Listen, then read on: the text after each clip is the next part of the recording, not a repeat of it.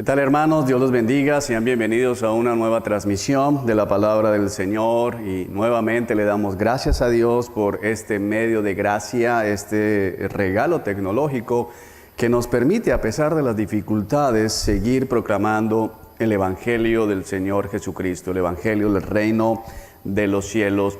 Al mismo tiempo seguimos lamentándonos y haciendo un llamado para que todos estemos pidiéndole al Señor que en su bondad y misericordia nos permita volver a congregarnos prontamente, volver a estar como asamblea, como el templo del Señor, cada uno siendo una piedra viva en ese edificio, de manera que podamos llevar a cabo lo que Él nos ha ordenado hacer. Es tiempo de seguir lamentando y seguir extrañando este exilio, como hemos hablado en otras oportunidades, que creemos y sabemos que está bajo el completo control y dominio del Señor Jesucristo.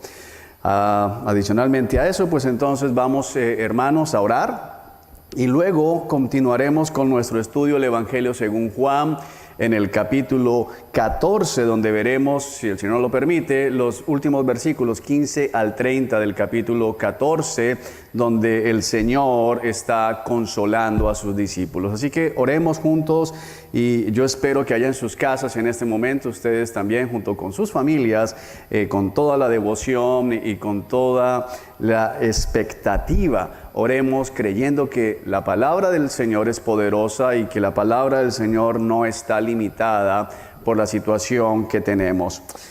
Oremos, hermanos. Padre Dios, te damos gracias. En verdad, gracias, Señor, por tu bondad, gracias por tu misericordia, gracias por la provisión que nos has dado en estos días.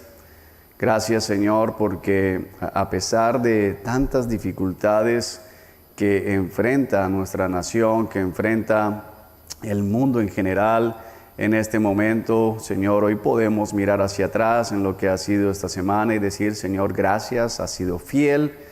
Hemos tenido un techo sobre nuestras cabezas, hemos tenido ropa sobre nuestros cuerpos, hemos tenido alimento, tal vez algunos más que otros, tal vez algunos de manera distinta, pero hemos tenido alimento para nuestro sustento, lo cual no es una realidad para todos los seres humanos.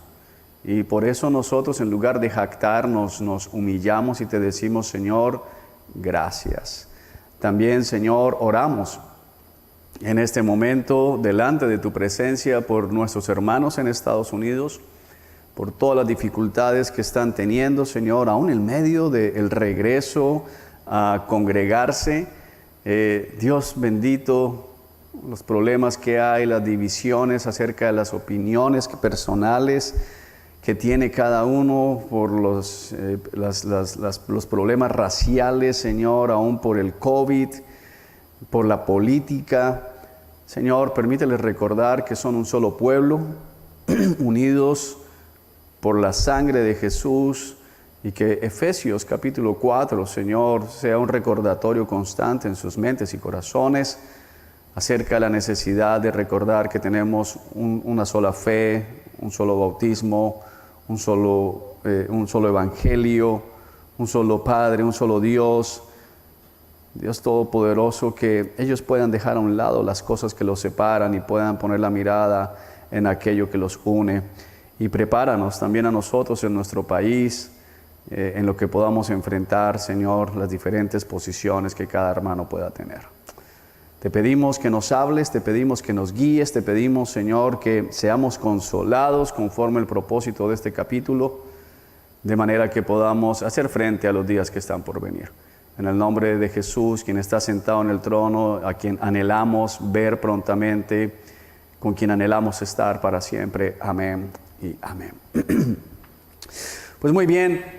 Juan capítulo 14, versículo 15 al 30, que hace parte de nuestra serie de estudio del Evangelio según Juan. Y antes de leerlo, quiero recordarles que nos pongamos los lentes correctos, el propósito con el que este libro se escribe. Yo espero que ya se lo sepan de memoria, pero está bien que lo recordemos. Juan capítulo 20, versículos 30 y 31, nos recuerdan que todas estas cosas, es decir, todo este Evangelio se escribió, fueron escritas para que ustedes crean que Jesús es el Hijo de Dios, el Mesías, y al seguir creyendo en Él, tengan vida eterna. Este es el propósito con el que el Evangelio es escrito y con esos lentes tenemos que seguir leyendo.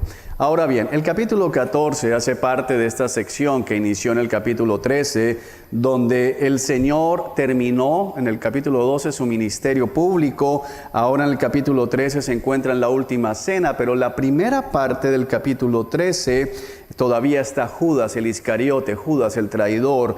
Ya desde el versículo 31 hay un cambio en la escena y ha salido Judas. Dice el versículo 31, en cuanto Judas salió del lugar, Jesús dijo, y esto que estamos estudiando en el capítulo 14 hace parte de lo que Jesús dijo cuando Judas salió. ¿Por qué es importante recordar ese detalle? Porque este es un mensaje a los discípulos. De hecho, vamos a ver aquí, hay un momento en que Judas, no el Iscariote, sino Judas Tadeo, también hace una pregunta de Señor, pero ¿por qué no te revelas al mundo? ¿Por qué no se incluye al mundo? Y la conversación, la respuesta de Jesús va a volver a traer a estoy hablando con los creyentes, estoy hablando con mis ovejas, estoy hablando con mi pueblo, estoy hablando con aquellos que me pertenecen. Y por eso tenemos que estar con oídos bien abiertos a lo que el Señor está enseñando a los discípulos en esa noche y a nosotros el día de hoy. Y para aquellos que todavía no hacen parte del pueblo de Dios, pero que están sentados viendo este mensaje, el llamado es para que le digan al Señor, le supliquen al Señor que por favor les abra los oídos, les abra los ojos, les abra la mente, les cambie el corazón y puedan creer estas verdades y esto se aplique a sus vidas.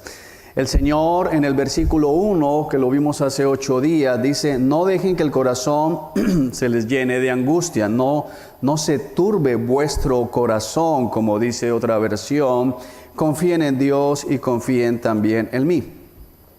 El versículo 1 es el marco en el cual está dado todo lo que se dice en el capítulo 14. Es un capítulo de consuelo y no dejen que el corazón se les llene de angustia. Va a cubrir los 16 versículos que vamos a estudiar en el día de hoy. Y la respuesta sigue siendo la misma. ¿De qué manera enfrento la angustia? ¿De qué manera puedo quitar eso que está haciendo que mi corazón sea movido de un lado para otro?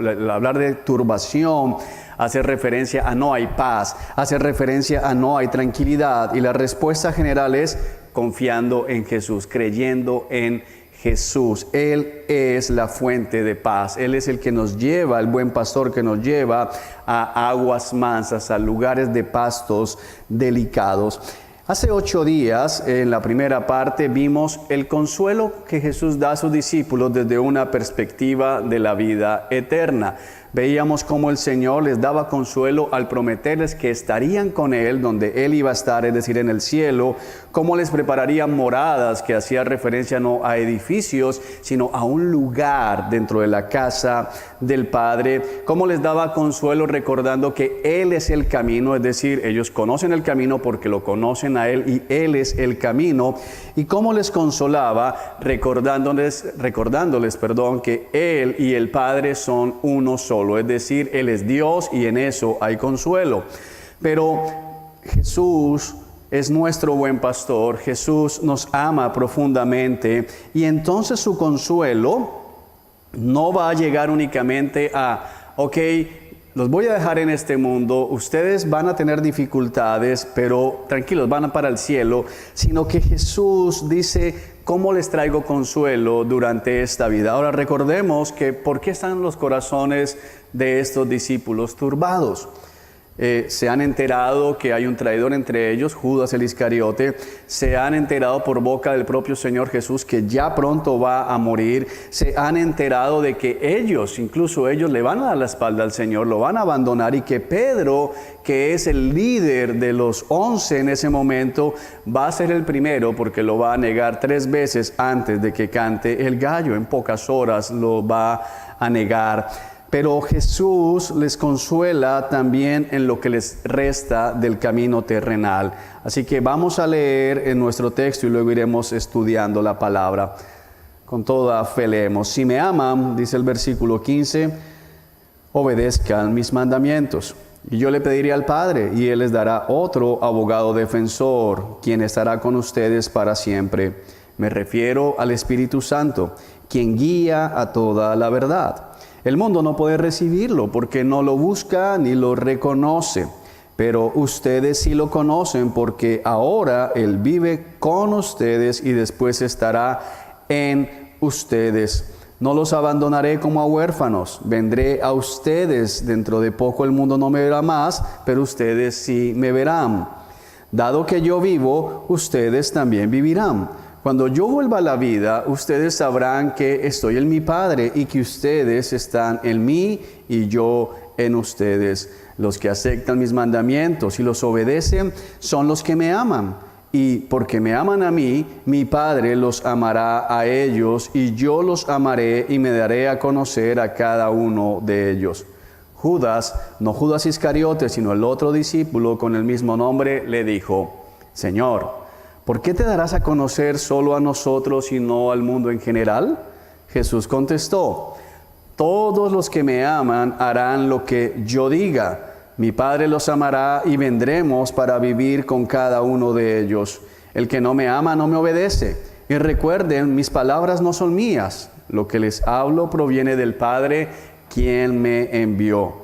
Les digo estas cosas mientras todavía estoy con ustedes. Sin embargo, cuando el Padre envíe el abogado defensor como mi representante, es decir, al Espíritu Santo, Él les enseñará todo y les recordará cada cosa que les he dicho. Les dejo un regalo, paz en la mente y en el corazón. Y la paz que yo doy es un regalo que el mundo no puede dar. Así que no se angustien ni tengan miedo. Recuerden lo que les dije: me voy, pero volveré a ustedes. Si de veras me amaran, se alegrarían de que voy al Padre, quien es más importante que yo. Les he dicho estas cosas antes de que sucedan, para que cuando sucedan, ustedes crean. No me queda mucho tiempo para hablar con ustedes, porque se acerca el que gobierna este mundo. Él no tiene ningún poder sobre mí, pero haré lo que el Padre me manda para que el mundo sepa que amo al Padre. Vamos, salgamos de aquí. Es una porción muy profunda, muy bonita, muy hermosa. Tiene tanto para que aprendamos. Pero vamos a concentrarnos en el eje central. Número 1, Jesús es Dios. Y número 2, Jesús está consolando a sus discípulos debido a que está pronto a dejarlos. ¿Cómo los va a consolar? En esta porción vamos a ver 3 maneras generales en las cuales el Señor promete consuelo a sus discípulos que se encuentran afligidos y con el corazón turbado debido a las noticias que acaban de escuchar. La primera parte, ellos son consolados por la promesa del Espíritu Santo. En segundo lugar, son consolados con la promesa de que van a ser morada junto con el Hijo y el Padre. Y en tercer lugar, van a ser consolados con la promesa de un regalo: paz en la mente y en el corazón. Son 3 maneras en que Jesús promete consuelo a sus discípulos. Entonces vamos a estudiar nuestro texto para ver la primera parte, la promesa del Espíritu Santo. Si me aman, obedezcan mis mandamientos, y yo le pediré al Padre y Él les dará otro abogado consolador. Si me aman, obedezcan, guarden mis mandamientos, dice la Biblia de las Américas. Y yo le pediré al Padre y Él les dará otro abogado defensor, otro paracleto, que en otras versiones dice consolador, otro consolador. Ahora, ¿qué está diciendo el Señor? Quien estará con ustedes para siempre.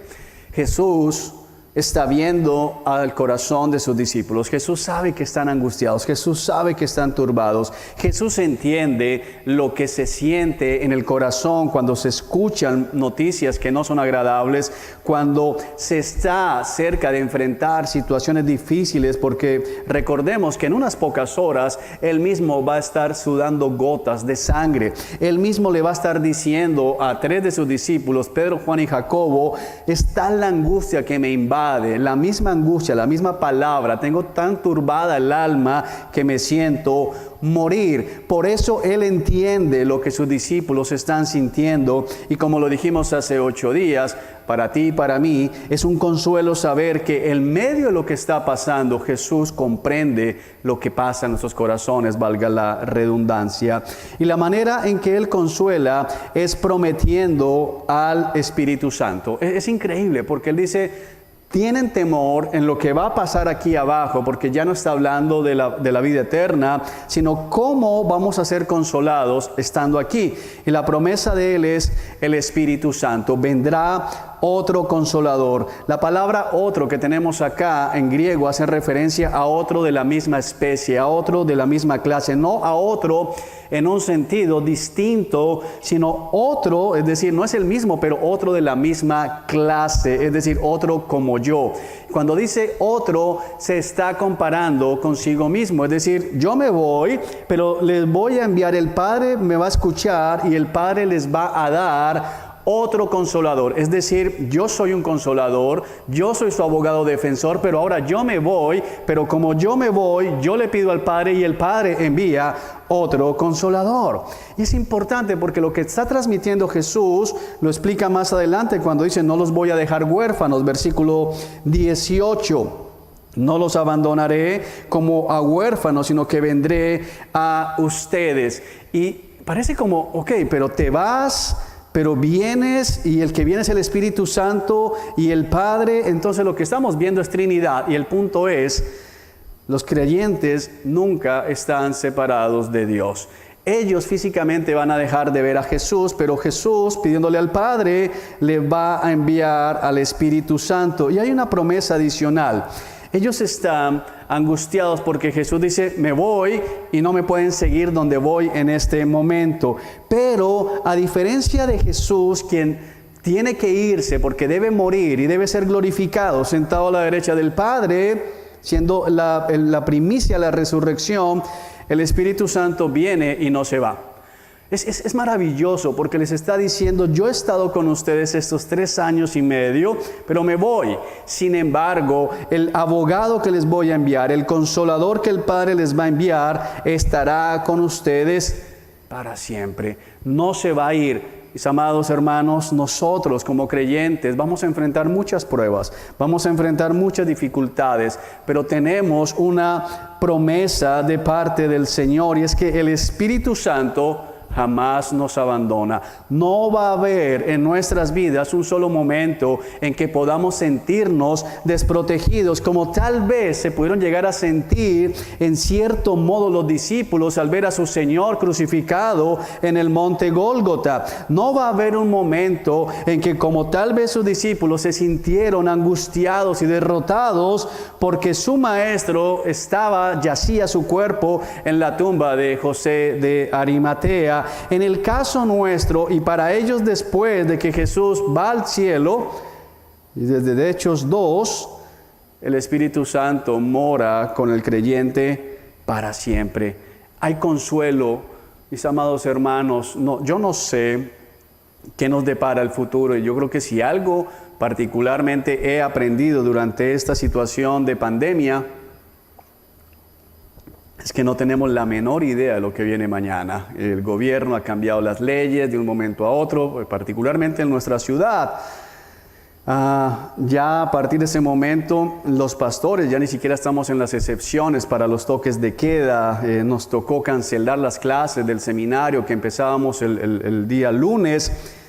Pero hay una promesa: sin importar lo que venga, el Espíritu Santo siempre va a estar con nosotros, y eso nos debe llenar de consolación. El versículo 17 lo amplía: me refiero al Espíritu Santo, quien guía a toda la verdad. El mundo no puede recibirlo porque ni lo busca ni lo reconoce, pero ustedes sí lo conocen porque ahora Él vive con ustedes y después estará en ustedes. ¡Wow! Hay mucho aquí. Número 1, dice con claridad que ese consolador es el Espíritu Santo, y nos dice que una de las características de tener el Espíritu Santo es que vas a ser guiado hacia la verdad.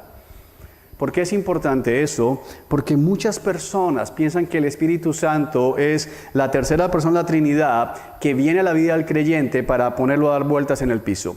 Que el Espíritu Santo es la tercera persona de la Trinidad que viene al creyente para darle ataques colectivos de risa durante 2 horas. Que el Espíritu Santo viene al creyente simplemente para decirle lo que va a pasar mañana o pasado mañana.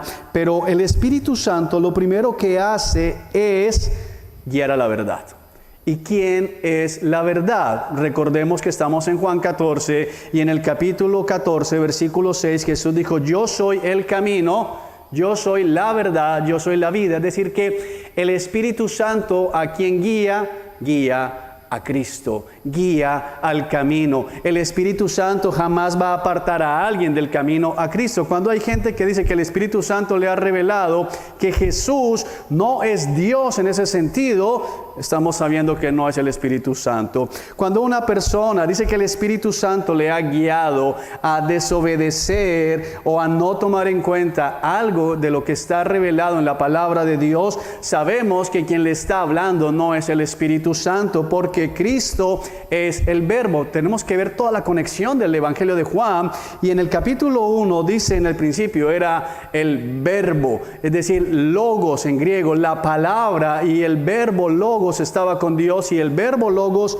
era Dios. Y el Espíritu Santo a quien guía a la verdad revelada, a Cristo Jesús y a su palabra. Por eso es que el encabezado de esta sección, el versículo 15 dice, si me aman, guardarán mis mandamientos. Hay una relación directa entre la obediencia a Jesús y la salvación. Y lógicamente, cuando vemos el versículo 16 y 17, esta relación implica la relación directamente proporcional entre el Espíritu Santo, la llenura del Espíritu Santo y la vida de obediencia. Hoy hay mucha gente diciendo que el Espíritu Santo te puede permitir llevar una vida completamente carnal. Que alguien puede ser lleno del Espíritu Santo porque un día en el culto cayó tirado y comenzó a dar vueltas o a correr por todo el salón, pero salió a emborracharse, salió a ser infiel a su cónyuge, salió a seguir viendo pornografía, salió a seguir hablando como hablaba antes, a robar, a estafar, a todo lo que hacía antes de Cristo. Bueno, simplemente no es verdad. Ahora, debo ser claro en que en el contexto del capítulo 14, el versículo 15, que es como este puente, los mandamientos no están hablando de toda la ley en general, aunque vamos a ver eso más adelante, pero aquí especialmente estos mandamientos se refieren a los 2 mandamientos que el Señor está poniendo en esa noche. Número 1, cuando lavó los pies, que dice, el más grande debe ser el más humilde, deben tener actitud de siervos, es decir, quien ama a Jesús va a servir a los demás. Y número 2, les doy un nuevo mandamiento, que se amen unos a otros como yo los he amado. Es decir, que quien tiene el Espíritu Santo va a amar la iglesia local como se ama a sí mismo. Y vuelve a enfatizar algo que es tremendo. No puedes tener el Espíritu Santo si no amas la iglesia local. No puedes tener el Espíritu Santo si te da lo mismo, si volvemos, si no volvemos, si nos congregamos, si no nos congregamos. No puedes tener el Espíritu Santo y ser indiferente ante el dolor de tus hermanos en la fe. No puedes tener el Espíritu Santo y ser una persona que solo piensa en sí misma. Una de las cosas que son más peligrosas en medio de este aislamiento que hemos tenido congregacional es el que la lucha de la carne por movernos nuevamente hacia el egoísmo, hacia el individualismo, cada vez es más fuerte, y podemos comenzar a pensar que es posible ser cristiano sin una iglesia local, lo cual, mis hermanos, a la luz de la Escritura, simple, sencilla y llanamente no es posible. Alguien puede argumentar, ya llevo 3 meses y sigo siendo cristiano. El verdadero creyente lleva 3 meses lamentándose. El verdadero creyente lleva 3 meses como los salmos diciendo, qué tristeza porque no estoy en la casa del Señor. Y alguien argumentará, yo soy la casa del Señor. Pero David no estaba hablando de eso, estaba hablando del templo. Y Pedro habla de que somos los ladrillos del templo espiritual del Señor. El mundo, dice la segunda parte, no puede recibirlo porque no lo busca ni lo reconoce, y es imposible no ver la similitud de lo que dice el Señor Jesús acá, de lo que dijo Juan al principio de su relato. El Creador venía al mundo, pero el mundo no le recibió. Venía a los suyos, a su propio pueblo, pero ellos no le reconocieron. ¿Y qué dice acá? El mundo no puede recibirlo y no puede reconocerlo. Es decir, que sin Jesús es imposible también reconocer al Espíritu Santo y recibir al Espíritu Santo. Y esto nos deja ver que hay igualdad entre Jesús y el Espíritu Santo, porque lo que es verdad para el uno es verdad para el otro. Pero ustedes, y recuerden que estos ustedes, tenemos un grupo pequeño, tenemos un grupo limitado. Ustedes sí lo conocen. Iglesia, nosotros sí conocemos el Espíritu Santo, nosotros sí hemos recibido el Espíritu Santo, nosotros sí reconocemos al Espíritu Santo. Y tal vez tú estés sentado allí, amigo, y dices, bueno, yo estoy viendo, yo lo reconozco, pero según lo que estamos leyendo, ustedes son los 11 discípulos. Ustedes son los verdaderos creyentes, es decir, ya salió Judas. Y ya no está hablando en las plazas de Jerusalén, ya no está hablando a la vera del camino, está hablando exclusivamente con su pueblo, con sus discípulos. Así que esto, aunque molesta en este mundo que habla de inclusión y que ahora está mucho más de moda hablar de eso, suena exclusivo, y es exclusivo. Solo los verdaderos discípulos de Jesús conocen al Espíritu Santo. Y hay una cosa tan preciosa aquí que nos habla acerca del Espíritu Santo.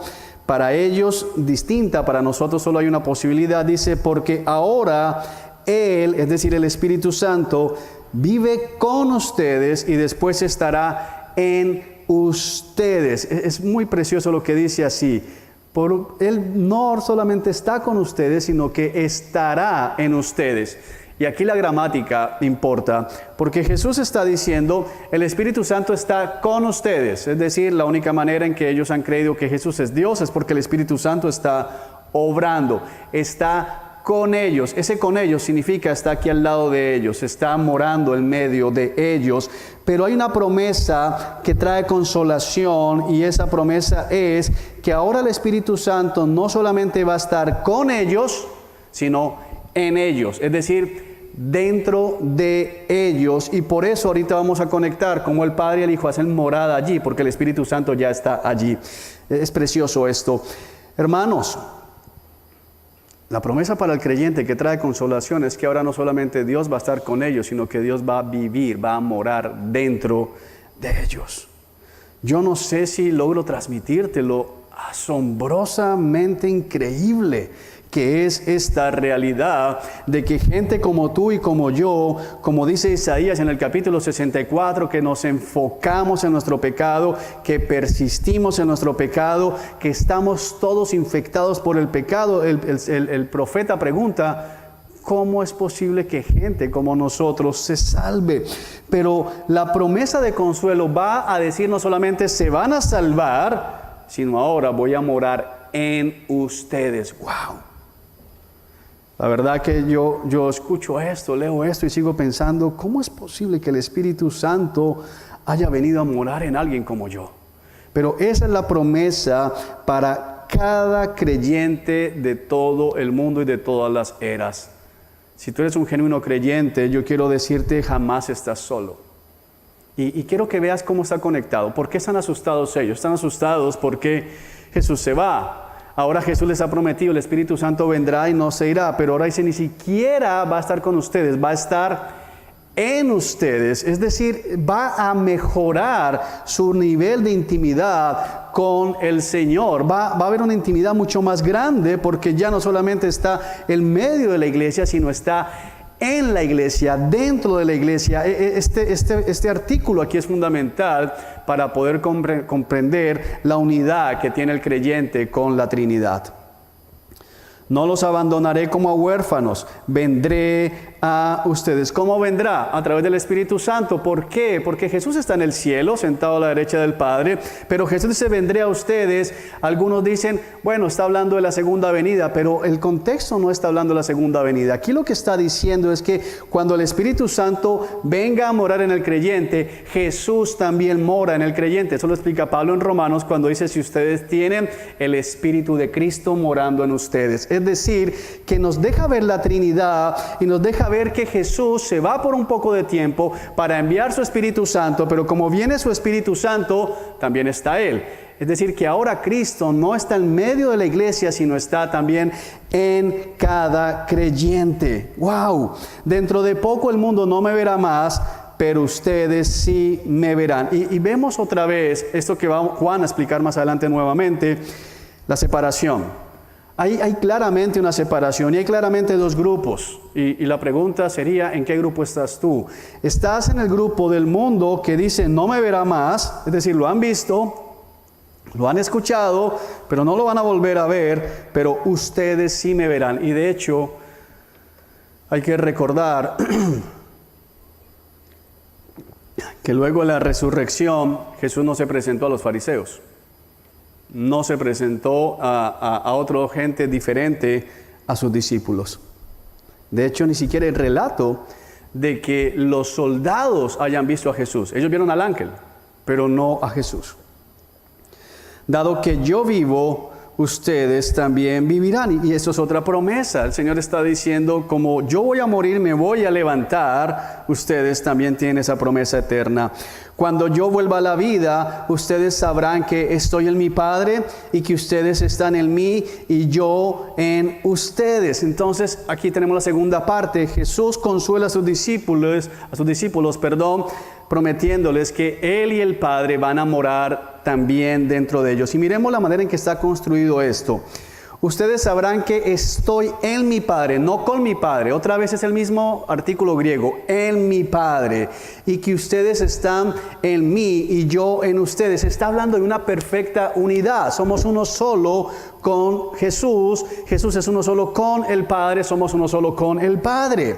Los que aceptan mis mandamientos y los obedecen son los que me aman, y porque me aman a mí, mi Padre los amará a ellos, y yo los amaré y me daré a conocer a cada uno de ellos. Y parece un juego de palabras, pero lo que está implicando es una de las señales del creyente. ¿Y cuál es la señal del creyente? Obediencia. Aquí podemos pensar en Santiago. La fe sin obras es una fe muerta. No sirve absolutamente para nada.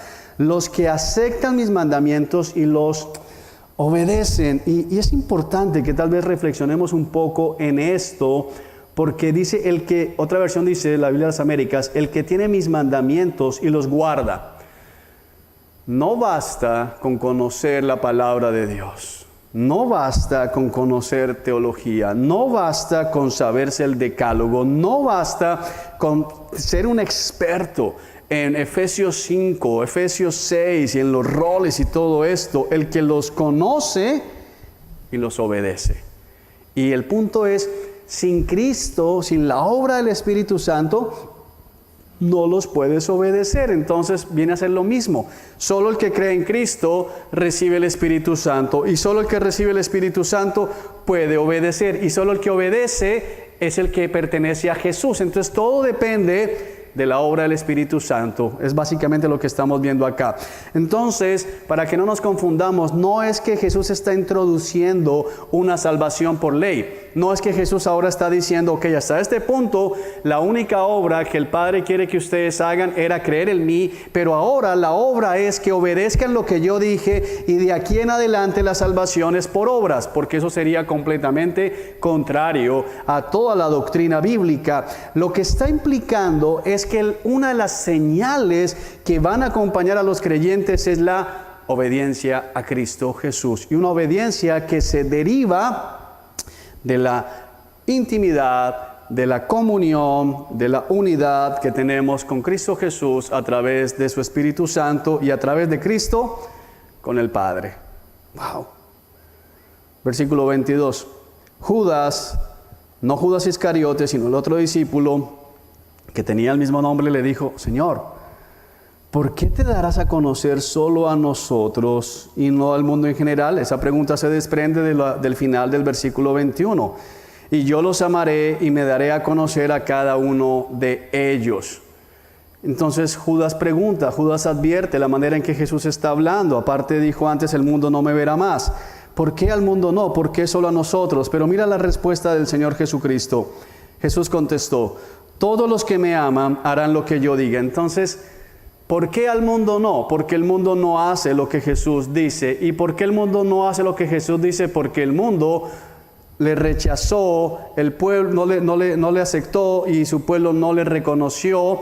Y según Juan 3:19, que lo estudiamos, no lo aceptaron, lo rechazaron porque sus obras eran malas, prefirieron la oscuridad a las tinieblas. Entonces, la respuesta de Jesús es, no me voy a manifestar al mundo porque el mundo no me obedece. Por eso se establece aquí un contraste. La iglesia tiene que brillar por su obediencia a Cristo. Es fácil brillar por teología. Es fácil brillar por post en las redes sociales. Es fácil brillar por poder citar cuanto autor reformado, puritano, caiga en nuestras manos uno de sus libros. De hecho, muchas veces he visto gente citando a autores puritanos, como dijo fulano, como dijo el otro, sin siquiera haber leído el libro completo para saber si están diciendo las cosas correctamente. Pero eso es fácil. Pero Jesús lo que está diciendo es, ¿qué diferencia hay con el mundo? ¿Qué diferencia tiene la iglesia con el mundo? Que la iglesia guarda los mandamientos de Jesús. Y la pregunta es, ¿tu casa es diferente a la de tu vecino porque tienes en la puerta algo que dice, yo y mi casa serviremos al Señor? ¿O porque tu casa y tú sirven al Señor? Hay una diferencia grande. Y yo quisiera que meditara sobre esto. ¿Cuál es la diferencia con la casa del vecino? ¿El eslogan que está sobre los postes de la puerta? ¿O lo que pasa de la puerta hacia adentro? ¿Cuál es la diferencia entre tú y el que está publicando ahora que ya se abasteció de licor para violarle la ley seca? ¿Cuál es la diferencia? ¿Que tú publicas los borrachos no heredarán el reino de los cielos? ¿O que en tu casa se vive y se pone en práctica la palabra del Señor? Y teniendo en contexto el capítulo 13 y 14, ¿sirves? ¿Te pones la toalla en la cintura? ¿Amas a la iglesia como Cristo la ama? ¿O sigues pensando, empecinado en, yo soy cristiano y no necesito amar la iglesia local? Sigues en contra de lo que Jesús viene diciéndole a sus discípulos, porque no es la idea del pastor Juan, no es la idea del apóstol Juan, son las palabras de Cristo Jesús. Y Cristo va a decir algo muy fuerte al respecto en unos versículos. Todos los que me aman harán lo que yo diga. Y esas son respuestas fuertes. No puedes amar a Jesús sino obedecerle. Y dice, como consecuencia de esto, mi Padre los amará. ¿A quiénes? A los que me obedecen, a los que guardan mis mandamientos, a los que han creído en mí, me han recibido, y vendremos para vivir con cada uno de ellos. Es muy bonito lo que está poniendo acá la Escritura, porque dice, vendremos y haremos con cada uno de ellos. La Biblia de las Américas dice, haremos con él morada, y las dos versiones apuntan a singularidad. Es fácil esconderse dentro de la masa de la iglesia. Jesús nos dice, y vendremos y haremos morada con la iglesia, lo cual es cierto, lo cual es verdad. Pero Jesús lo que está diciendo es, mi Padre los amará y vendremos. Es decir, Jesús y el Padre para vivir con cada uno de ellos, con Él. Es decir, en cada genuino creyente habita Jesús, habita el Padre y según los versículos anteriores, habita el Espíritu Santo. Esto es una cosa increíble. ¿Cómo yo encuentro consuelo en medio de la dificultad de esta vida al recordar que al poner mi fe en Cristo Jesús, ahora la Trinidad completa mora en mí? Si alguno que está viendo este video no ha nacido de nuevo, va a decir, se dan cuenta, yo soy Dios, soy Jehová Junior. Pero no está diciendo eso, está diciendo que el Señor mora en ti. No está diciendo que ahora tú eres Dios. Es diferente decir que mi hija vive en mi casa a decir que mi hija soy yo. Son dos cosas diferentes. Ella mora en mi casa, ella es parte de mi casa, pero ella no soy yo, ni yo soy Angie, ni Angie soy yo. Eso solo aplica para la Trinidad en el sentido de son Dios.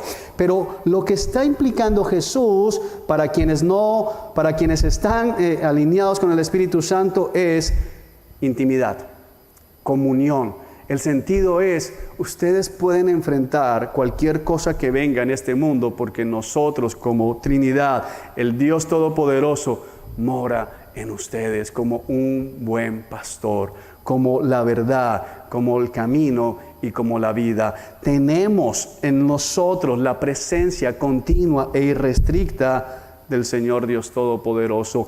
No hemos sido abandonados. Podemos ser abandonados por el mundo, podemos ser abandonados por la familia, podemos ser abandonados por otros creyentes incluso, pero jamás estaremos verdaderamente solos. En medio de esta pandemia hay gente luchando con la soledad.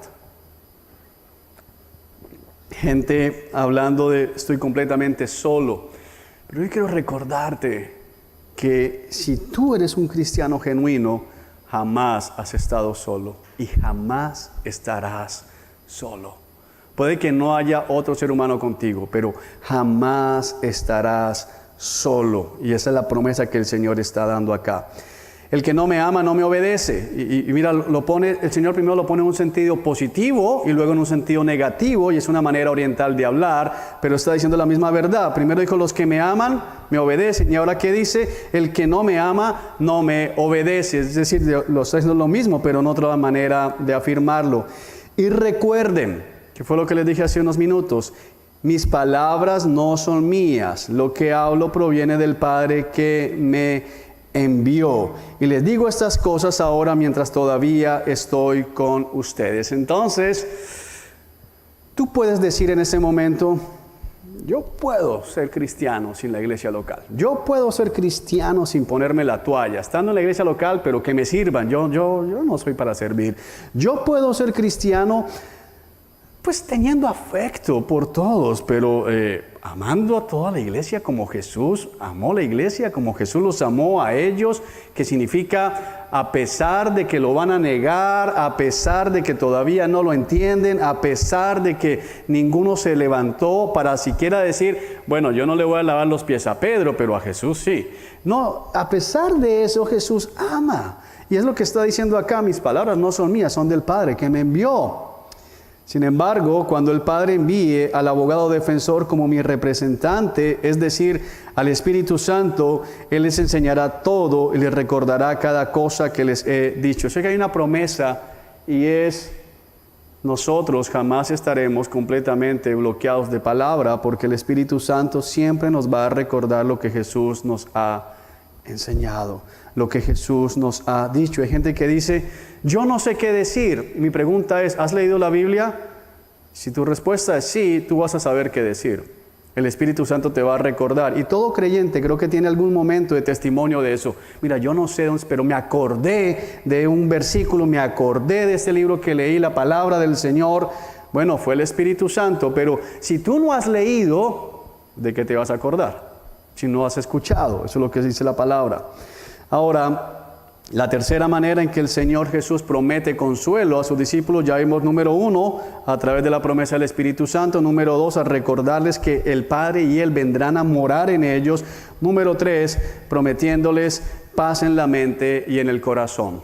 Paz en la mente y en el corazón. Porque tú puedes pensar, qué bendición que el Espíritu Santo va a venir, me va a enseñar a obedecer, el Padre va a venir, con Cristo van a morar en mí, me van a enseñar a obedecer, pero los romanos vienen, o en el caso de ellos el Sanedrín se nos viene encima. La persecución, los leones, Nerón y todo lo que ellos iban a enfrentar. Y hoy tú puedes pensar, mira, está muy bien, pero el banco ya comenzó a llamar de nuevo. Ya pasó el tiempo de congelamiento de las cuotas. El arrendador de mi casa ya me llamó a decirme, bueno, se acabó el periodo de gracia. Tú puedes decir eso, pero mira, positivo, salí en la prueba, positivo. Entonces, ¿cómo voy a tener paz si tú me estás diciendo, qué bien, voy a obedecer, pero mira, los problemas no han desaparecido? Como alguien dijo, ok, eso está muy bonito, pero la luz no se ha apagado, el agua no se ha apagado y la nevera no se ha llenado. hay una promesa del Señor increíble. Dice, les dejo un regalo, paz en la mente y en el corazón. Un regalo que el mundo no tiene. O como dice otra versión, la paz os dejo, mi paz os doy. Les doy paz en mente y corazón. Pero dice, la paz que yo les doy es un regalo que el mundo no puede dar. No es una paz como el mundo la da. Y dice el Señor, así que no se angustien ni tengan miedo. ¿Por qué? Porque yo les he regalado paz. Ahora, dos cosas establece el Señor acá. Número uno, el mundo no te puede dar paz. Y cuando dice el mundo, está hablando del sistema. Y yo quiero que podamos revisar juntos en los minutos que nos quedan, dónde estás buscando tu paz. Porque algunos no tienen paz y no sienten paz porque perdieron su trabajo. Entonces, en este momento podemos decir que su paz estaba en su trabajo, que su paz estaba en el dinero, que su paz estaba en la posición económica que tenía anteriormente. Pero el problema y lo que Jesús está diciendo no es una paz como la del mundo, o el mundo no se las puede dar. Es porque, préstame mucha atención, sin importar lo que sea que el mundo te haya dado, o aún cosas materiales buenas, ninguna de ellas va a estar para siempre. Si tú haces de tu salud tu motivo de paz, tú dices, no tengo trabajo, no tengo para pagar arriendo, no tengo ni siquiera una buena alacena, pero qué salud la que tengo. Yo tengo un hermano por ahí que dice, mi salud es como de roble, y lo molestamos porque ya parece como un caucho. Pero si tú te jactas, si tu motivo de salud, tu motivo de paz es la salud, tienes un problema, porque te tengo noticias, te vas a envejecer. Y puedes haber tenido una salud de roble, pero cuando cruces cierta línea, que muchos ya hemos cruzado, basta. Si tu motivo de paz es que eres muy bien parecido, eres muy bonita, te tengo noticias, después de cierta edad todo es camino a la fealdad. Esa es la realidad. Si tu motivo de paz son los ahorros que tienes, yo tengo acciones de Ecopetrol, yo tengo acciones de no sé qué, te tengo noticias. Muchas de esas acciones de un día para otro se van a pique, no tienes absolutamente nada. Mi motivo de paz es las buenas relaciones, mi motivo de paz es que tengo la prepagada, mi motivo de paz es aquello, tengo contactos. Todo eso te lo pueden quitar de la noche a la mañana. Y si no me crees, fija tu mirada en el calendario 2 meses atrás y mira el 20 de marzo. El 15 de marzo celebrábamos, el 20 de marzo nos quitaron absolutamente casi toda la libertad. Mucho de lo que teníamos ya no lo tenemos. No sabemos a ciencia cierta, algunos dicen que fue por malas decisiones, otras cosas, pero no sabemos a ciencia cierta por qué no tenemos lo que teníamos, pero el punto es, no lo pueden quitar. Por acá se ríen. No lo pueden quitar en cualquier momento. En medio de esta pandemia, nosotros como pastores hemos dicho, y cuando me preguntan los hermanos de Estados Unidos, desde el principio el gobierno nos garantizó a los pastores poder movilizarnos, toques de queda, todo para visitar, para ayudar, para lo que sea. Bueno, lo acaban de quitar. Ya no la tenemos tampoco en toques de queda, los pastores ya no podemos movilizarnos. Entonces, si mi tranquilidad estaba que alarguen la cuarentena, yo finalmente me puedo mover, la respuesta es ya no te puedes mover con la libertad que tenías ayer. El mundo no nos puede dar paz como la que da el Señor Jesucristo. El mundo te puede dar tranquilizantes. Yo quiero que entiendas algo. El mundo te puede dar como una pastilla para el dolor de cabeza, un Dolex. Y vas a tener, el dolor de cabeza se va a ir por 2 horas, 3 horas, 6 horas, si es muy fuerte por 12 horas. Pero si lo que está causando dolor permanece todavía allí, el dolor vuelve a aparecer. Y el mundo solamente te va a dar pastillitas, te va a dar contentillo, te va a dar algo para endulzarte el momento. Pero Cristo no te da un Dolex, Cristo soluciona completamente aquello que te estaba quitando la paz. ¿Cómo? quitando la circunstancia, como dice el Evangelio de la Prosperidad, garantizándote casa, carro y beca, como dice ese falso evangelio. La respuesta es no. Él dice, yo te voy a dar paz en la mente y en el corazón. Y si usted, hermano, es un verdadero creyente, usted puede decir conmigo seguramente a lo que voy a decir amén, y es, de una manera inexplicable, aunque mucha gente está jalándose el pelo, los cristianos estamos tranquilos. Hemos tenido momentos difíciles, sí. Hemos tenido días de angustia, tal vez sí. Pero vuelve una paz a nuestros corazones. Hay una tranquilidad inexplicable. Gente a nuestro alrededor nos puede preguntar, yo no entiendo por qué tú estás tranquilo. Y no solamente pensemos en la pandemia, pensemos en cuando hemos perdido seres queridos, pensemos en cuando hemos perdido trabajos, pensemos en cuando hemos perdido familiares. Aquí en la iglesia hemos tenido hermanos que han perdido hijos que estaban esperando, trabajos de toda la vida, empresas que trabajaron todo el tiempo, les han llegado noticias de enfermedades terminales y hay paz. ¿Por qué? Porque Padre, Hijo y Espíritu Santo moran en nosotros y porque Jesús dijo, yo les voy a dar un regalo. Es el regalo del esposo de la iglesia, les voy a regalar paz en el corazón. Es una paz increíble, es una paz que no se logra obtener de ninguna manera. Yo antes de que el Señor me salvara practiqué yoga y todo ese poco de cosas para tener paz y te duraba lo mismo que un Dolex. 3 horas, 4 horas y otra vez necesito venir a hacer lo mismo para poder tener paz. Pero la paz de Jesús es una paz que en medio de la peor circunstancia te puede tener tranquilo. Hay una historia, yo no sé si es verdad o es mentira, pero creo que ilustra, que viene a mi mente en ese momento. Hubo un concurso de artistas acerca del mejor retrato acerca de la paz. Y entonces la mayoría de la gente pintó una playa, una ensenada azul, el cielo bien bello, árboles, palmeras. Otra gente pintaba lagos, nevados, así bien bonito, el cielo despejado. Pero llamó la atención una pintura donde todo se veía con nubarrones, rayos, árboles caídos y una cantidad de cosas, destrozos. Y la gente se acercó a esta pintura a decir, oye, como que no entendiste, el punto era de paz, era un concurso de ilustrar la paz. Y él dijo, presten atención al detalle, y había una pequeña flor que se mantenía tranquila y de pie allí en medio de todo ese caos. Y dijo, la verdadera paz no es la ausencia de problemas, es la tranquilidad en medio de cualquier circunstancia. No sé si la historia sea real o no, pero creo que ilustra lo que Jesús está diciendo. Jesús no prometió quitar problemas, Jesús prometió paz en medio de los problemas. Jesús no les dijo, no se preocupen, les prometo que ustedes no van a ser perseguidos. No, Él les dijo, ustedes van a ser perseguidos, pero les voy a dar paz.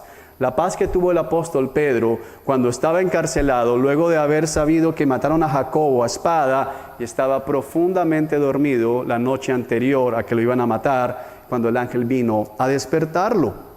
Tan dormido estaba Pedro que el ángel le sacó, eso está en el libro de los Hechos, el ángel le sacó de la cárcel y hasta que estuvo en la calle fue que Pedro vino a caer en cuenta que todo era realidad. Él pensaba que estaba soñando. ¿Cómo puede estar Pedro durmiendo?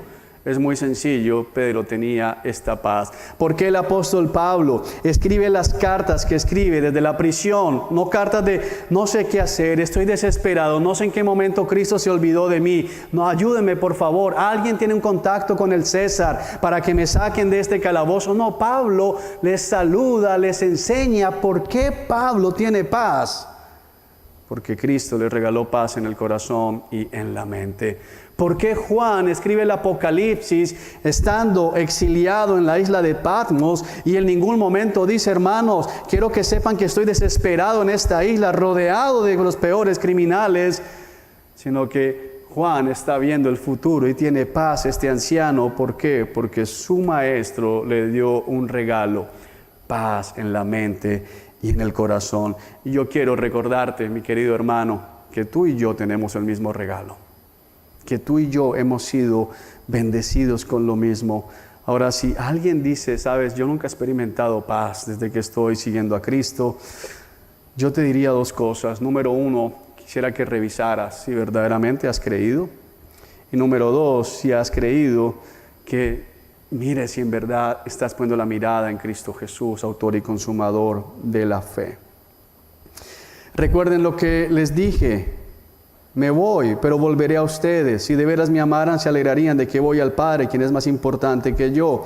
Y les he dicho estas cosas antes de que sucedan, para que cuando sucedan, ustedes crean. Entonces Jesús vuelve a cerrar de la misma manera que inició el capítulo 13, habiendo amado a sus discípulos, y les hace la referencia a que Él se va a ir, y les dice, así que no se angustien ni tengan miedo, pero les ha dado razones, y me encanta, porque nuestro Señor nos entiende.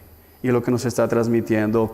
Y por último, para no dejar estos dos preciosos versos por fuera, nos da una ilustración de esa obediencia, porque alguien puede decir, bueno, pero es chévere hablar, obedece, pero mira lo que dice el verso 30 y 31. No me queda mucho tiempo para hablar con ustedes, porque se acerca el que gobierna este mundo. Está hablando de Satanás y establece algo. Él, es decir, Satanás, no tiene ningún poder sobre mí. Está dejando claro algo. Va a aparecer. Cuando ustedes me vean golpeado por el Sanedrín, cuando ustedes me vean colgado en esa cruz, va a parecer que el diablo me ha vencido. Va a parecer que el diablo ha triunfado sobre mí. Pero dice, pero haré más bien lo que el Padre me manda, para que el mundo sepa que amo al Padre. Vamos, salgamos de aquí. Y ahí va a concluir prácticamente el momento del capítulo 14. Pero ¿qué está estableciendo Jesús? ¿Para qué va Él a permitir que lo lleven a la cruz? Y sabemos que el diablo está en la escena. Es algo que está orquestado por el Padre de la eternidad. Pero Jesús está poniendo de manifiesto que el diablo se acerca, que el que gobierna este mundo se acerca hacia a Él. ¿Cómo lo vimos? Recuerden qué pasó en este capítulo 13. Se manifestó Judas, el traidor. El diablo ha incitado a Judas. El diablo ahora está en Judas y está buscando en ese momento a los fariseos, quienes van a entregar a Jesús a los romanos. Pero Jesús dice, voy a hacer lo que el Padre me manda. No por miedo al Padre, no por temor a que el Padre le quite la herencia, no por temor a que el Padre se enoje, sino para que el mundo sepa que amo al Padre. Y esto es precioso porque nos está poniendo a nosotros la perspectiva correcta de la obediencia, porque algunos pueden estar viendo ese capítulo 14 del 15 al 31 y decir, lo que hay que hacer es obedecer para no irse para el infierno. No y 1000 veces no. ¿Qué está diciendo Jesús?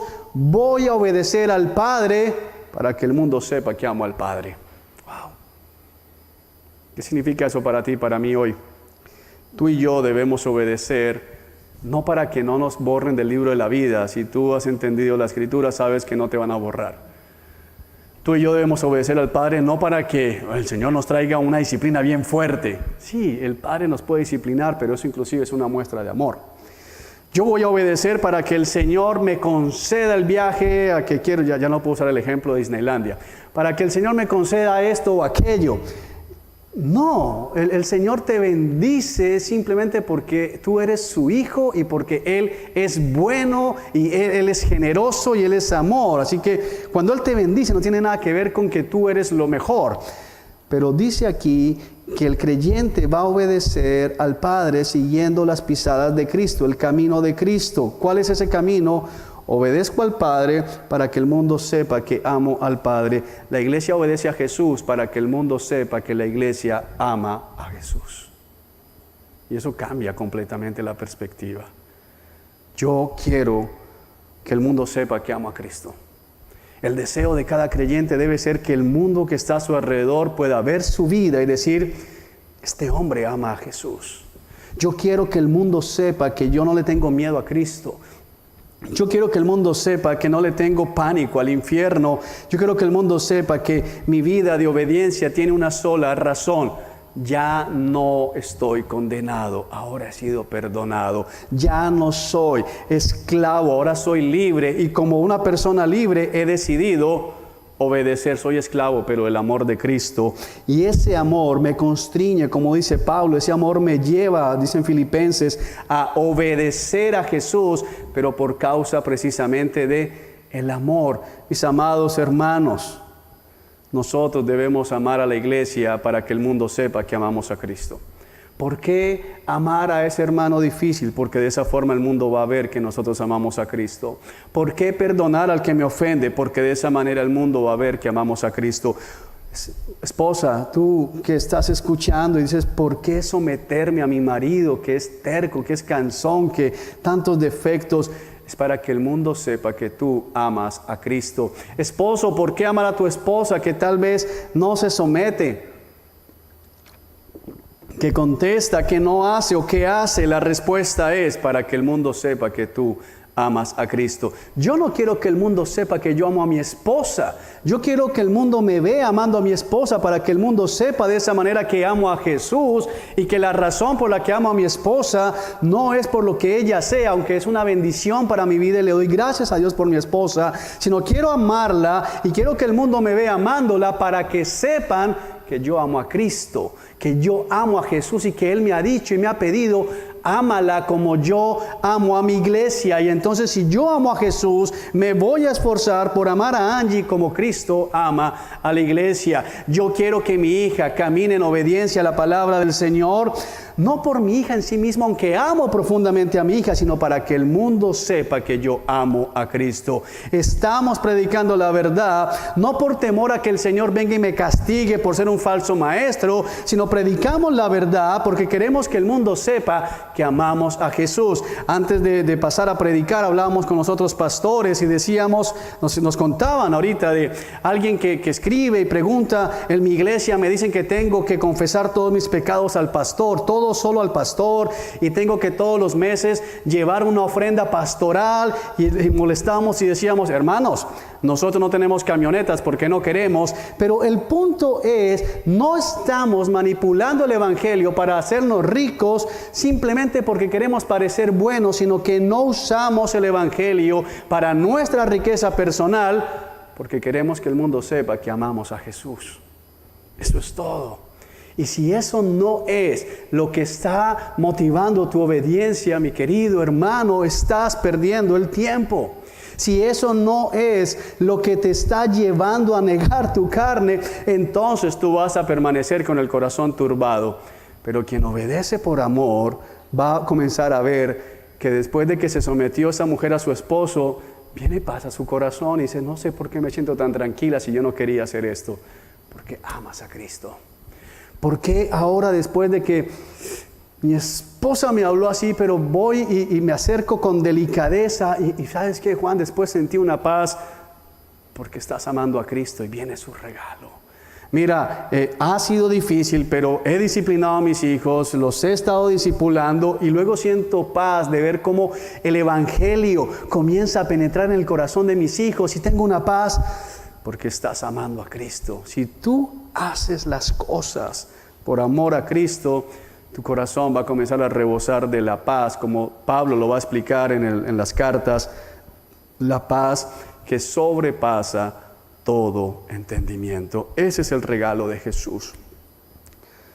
Yo quisiera poder estar diciendo el día de hoy, ese es el último domingo que estamos haciendo las cosas así, nos estamos alistando porque podremos estar todos el próximo domingo, celebrar que todos los hermanos que perdieron sus trabajos los han recuperado, celebrar que les han vuelto a nivelar salarios, que los negocios han vuelto a la normalidad, que todos los enfermos se han sanado, que las fronteras se han abierto, que vamos a poder volver a lo que estábamos haciendo, pero con una conciencia mucho mayor de nuestra fragilidad. Pero la respuesta es, no tengo la menor idea de qué va a pasar mañana. No tengo la menor idea si las medidas se van a flexibilizar o endurecer. No tengo la menor idea si el virus va a retroceder o va a aumentar. No tengo la menor idea si la economía va a mejorar o va a empeorar. No tengo la menor idea de las circunstancias que vamos a enfrentar, pero con toda certeza me puedo parar frente a ustedes, mirar fijamente a esta cámara y decirles, el Señor estará en nosotros. Su paz estará en nuestros corazones, porque Él lo ha prometido y Él no es hijo de hombre para mentir ni cambiar de parecer. Que la paz de Cristo calme tu corazón en medio de la tormenta. Vamos a orar. Amado Señor, Dios Todopoderoso, Padre, te damos gracias, yo te doy gracias, porque mi propio corazón necesita escuchar estas verdades, necesita recordar estas verdades de tus promesas. Es tan fácil comenzar a mirar al César, Señor, y angustiarse. Es fácil mirar, Señor, a los funcionarios y angustiarse. Es fácil mirar los noticieros y angustiarse. Es fácil mirar las redes sociales y angustiarse.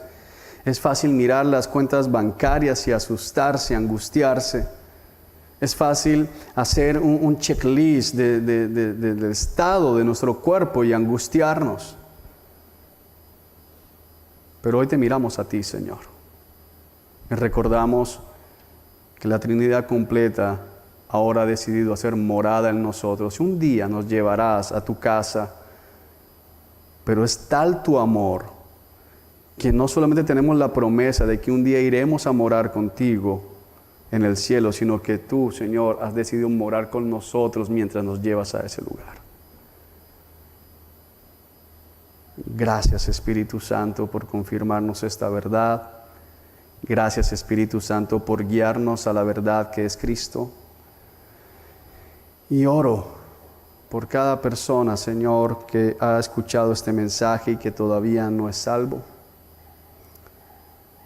Espíritu Santo, para la gloria de Cristo, como representante de Cristo, así como está escrito, trae salvación. Y permítenos examinarnos a nosotros mismos si nuestras vidas están siendo un reflejo de que te amamos. Y podamos preguntar cada uno allí en silencio: